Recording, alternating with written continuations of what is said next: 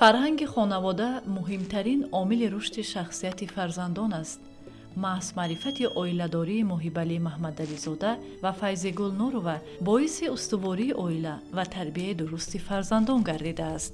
дар муддати 40 соли оиладорӣ ин падару модари дурандеш ҷаҳд карданд то фарзандонашонро дар рӯҳияи меҳанпарастиву меҳнатдӯстӣ ва маърифат тарбия намоянд. зеро инсоне ки замираш аз фазилат ғанӣ аст, ҳамеша хайрхоҳу накурафтор мебошад ва бо амалҳои шоистааш номбардори падару модар мегардад. ҳаёт ин худаш як бисёр чизи нозук аст. чӣ хеле ман гуфтам, агар ҳамун нақлиёт барои худаш наравад, дигар рада боброя, садама ба вуҷуд меорад. барои ҳамин дар ҳаётан чӣ фарзанд, чӣ падар, чӣ модар, чӣ бобову бибӣ бояд ҳамамон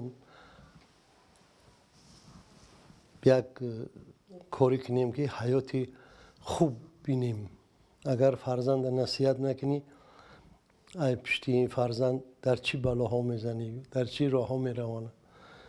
имрӯз рӯзи растааст ки бояд ки мо ҳаматарафа якҷоя ба тарбияи фарзандо даст занем. бояд ки мо фарзандоро барои рост дуруст тавсия битем ки ё соҳиби маълумот шаванд, соҳиби илм шаванд. яъне имрӯз ҳаёт меган ки ҳар ки меҳнат кунад дар куҷои ризқи рӯзии ӯ ҳаст. ҳеҷ кас беризқ рӯзӣ намемонад. фақат гапи нотуғрӣ нагем, кори нотуғрӣ накунем, барои нодуруст наравем. ман бовар дорам ки ҳар кас ризқи худша меёбад. барои ин фақат насиҳат кардан пеш аз он ки хонадор мекунӣ фарзанда, аллакай имрӯз фарзандон намедонанд ки чӣ кор кардан дар кор. зиндагӣ як дарсай. як одам мехона, меҳнат мекуна, олим мешава, касб мегира, касб мекуна, чанд каса хизмат мекуна. агар нахонӣ, агар меҳнат накунӣ, то куҷоро меравӣ? одобу ахлоқи ҳамида инсонро иззатманду мӯътабар менамояд. агар хоҳем ки дунёи маънавии фарзандонамон аз фазилат ғанӣ бошад, пас аз имрӯз бояд барои фардои накӯи пайвандонамон ҷаҳд намоем.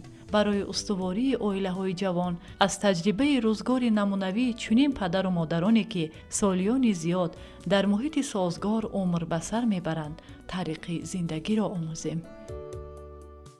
пеш аз хонадор кардани фарзанд бояд мо аввал насиҳат кунем ки бача соҳиби зан шидӣ, то динарат раиҷ ка намепурсид ки соати шаб дер омадӣ, барвақт омадӣ.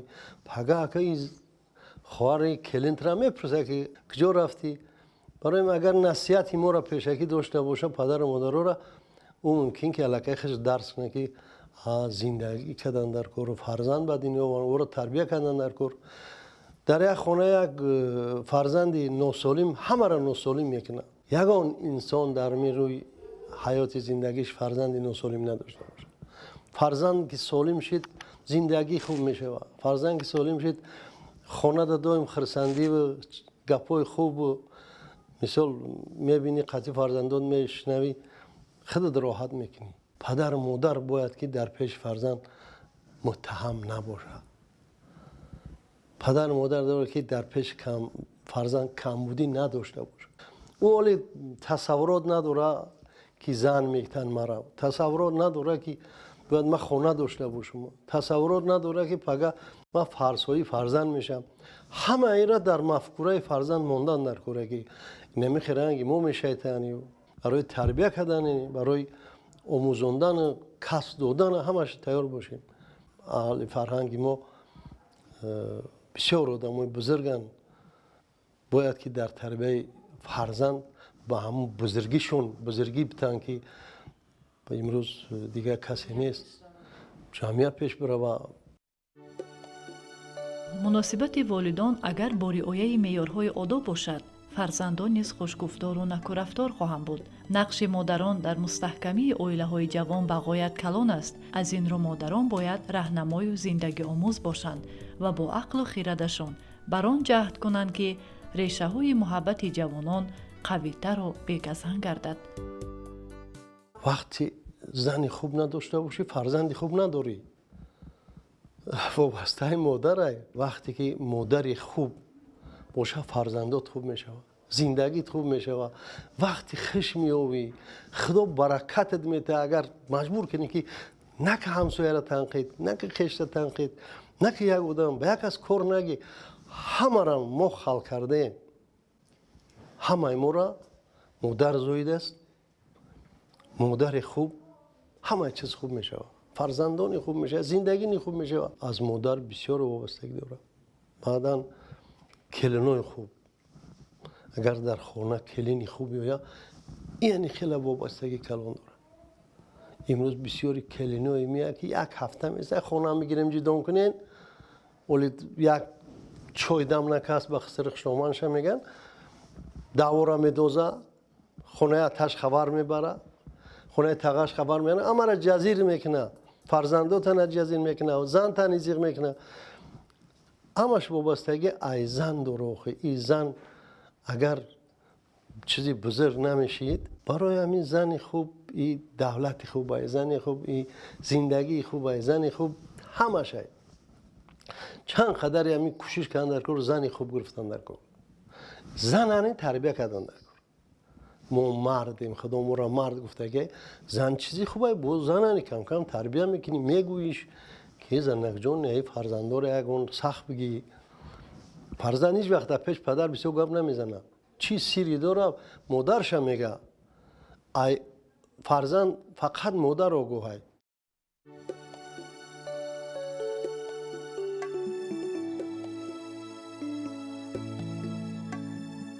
افکار خیرتمندانه مردم ما بر آن دلالت میکند که از اویله سالم فرزندان سالم به وی میرسند. اهل خانواده محیبعلی محمدعلیزاده که در ناحیه فردوسی شهر دوشنبه زندگی میکنند، چون اویله نمونوی میان جامعه صاحب احترامند. 6 فرزندشان صاحب معلومات و صاحب کسبند و ادامه بخشنده عنعنه نیک فرهنگ اویله‌داری پدر و مادر خود می باشند. این از آن شهادت می دهد که نهاد پدر و مادران باید از فضیلت غنی باشد تا فرزندان پیرو آنها بگردند. مردم اولا باید که به نهایت نسبت خانه اهمیت بدن. قدی زن معامله خوب میکنی پیش فرزندان نگاه کنن، پگه اونی معامله خوب کنن. بسیار برای احتیاطکار شدن مرد خانه. مرد خانه همه خطایی دختر تا جواب میتن، بچه زنش سر میکنه، همه حساب قریب مرد خانه میشوه. اگر مرد خوب باشه دخترش جدا نمیشوه، بچهش زنش چی نمیکنه.